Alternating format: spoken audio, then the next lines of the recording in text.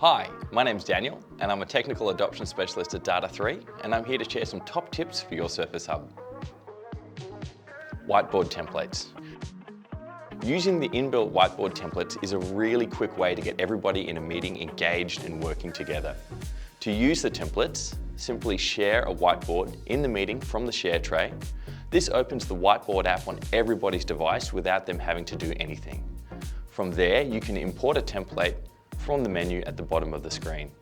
There are a bunch of templates available. I really like using Kanban boards in Monday morning stand-ups. And the best part about this is the interactivity. Gone are the days when one person stands in front of the whiteboard asking questions to a group of people who are struggling to remain engaged. Now, we just share the whiteboard with 2 presses of a button, import the template and let people make changes on their own.